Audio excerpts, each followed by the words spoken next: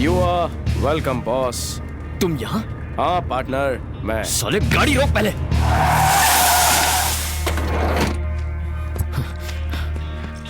तेरी तो कहाँ मर गया था तू? तेरा फोन ट्राई कर करके दिमाग पक गया मेरा। चल पैसे निकाल।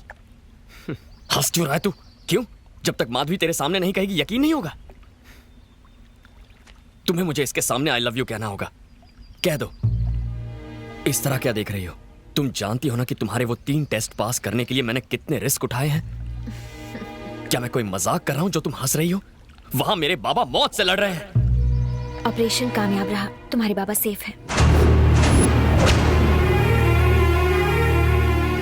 यकीन नहीं हो रहा है राज? जहाँ तक मैं जानता हूँ बेटा, तू बचपन से बैटिंग करता आ रहा है। तेरी जिंदगी दांव पर लगती थी और डर मुझे लगता था, लेकिन आज तेरी यही बैटिंग ने मेरी जिंदगी बचाई।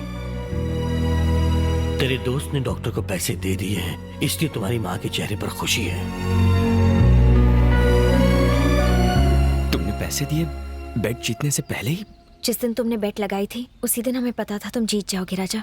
तुम इस बेट के बारे में कैसे जानती हो? वो बेट लगाने के लिए मुझे इसी ने कहा था। हाँ राजा, तुम अपने बाबा को बचाने के लिए मेरी जिंदगी में आए हो, पर मैं अपनी मर्जी से तुम्हारी जिंदगी में आई हूँ। मैं 13 साल से हर बेट जीत कर भी हारती आई हूँ, लेकिन तुमने जिंदगी की हर बेट जीती है। दूसरों को हमेशा मदद करने का तुम्हारा स्वभाव मेरे दिल को छू गया। मेरी फैमिली के सामने लव लेटर देने की तुम्हारी हिम्मत पर मैं फिदा हो गई। मेरे घर में आकर मुझे गुलाब देकर तुमने बहादुरी दिखाई। मुझे सिक्योरिटी से आजाद करवा के इस दुनिया से रूबरू करवाया जिससे मैं बेखबर थी। तुम्हारे पापा का ऑपरेशन अगले दिन होने वाला था, फिर भी तुम मुझे मुसीबत में छोड़कर नहीं गए। मैं तुम्हारी एहसानमंद हूँ। तुम्हारे अंदर 100 लोगों का गुरूर है, 1000 लोगों की ताकत है और लाखों लोगों का दिमाग है तुम में। इसीलिए मैंने अपने बचपन के खास दोस्त जेम्स को तुम्हारे पास भेजा। बैटिंग तो सिर्फ बहाना था तुम्हारे पास आने का। जेम्स,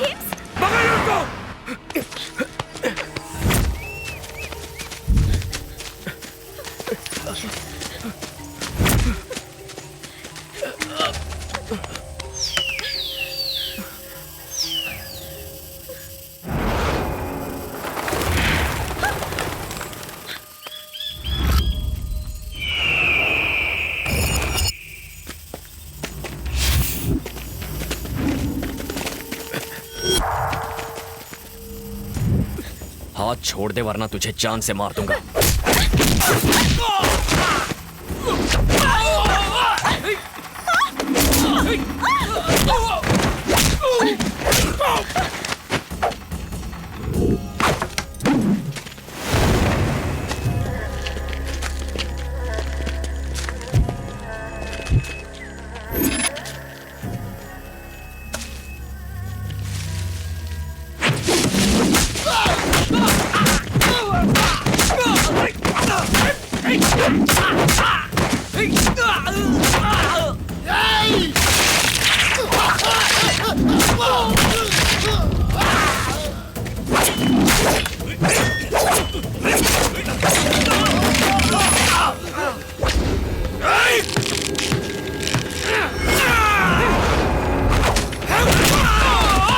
चलो जल्दी।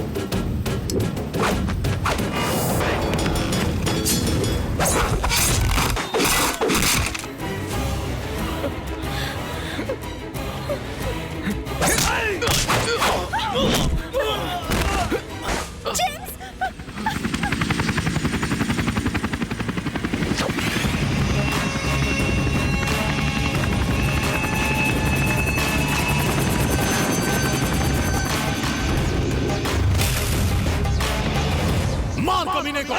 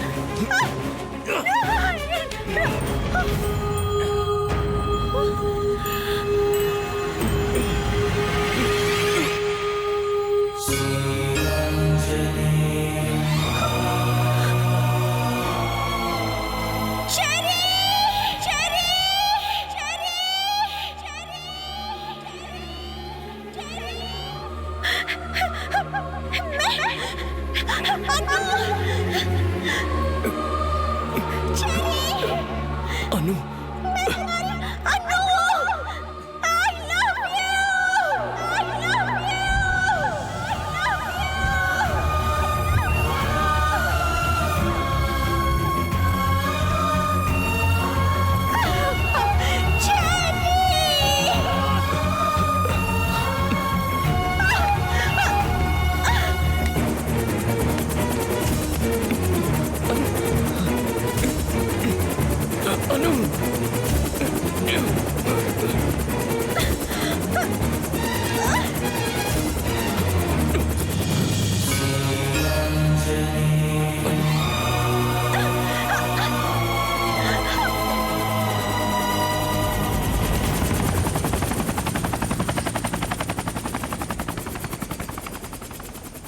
राजा। जेम्स, उसका नाम अन्नू है। ये तुम्हें कैसे पता? मेरे माँ बाप के अलावा सिर्फ अन्नू ही मुझे चेरी बुलाया करती थी। ये लॉकेट उसी ने मुझे दिया था। इसका मतलब तुम सूर्यनारायण जी के बेटे हो? हाँ हाँ।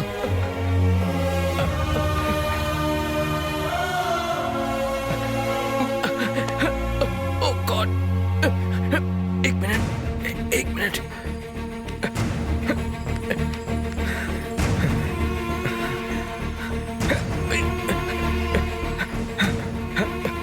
हेलो बाबा, राजा और कोई नहीं, सूर्यनारायण जी का बेटा है।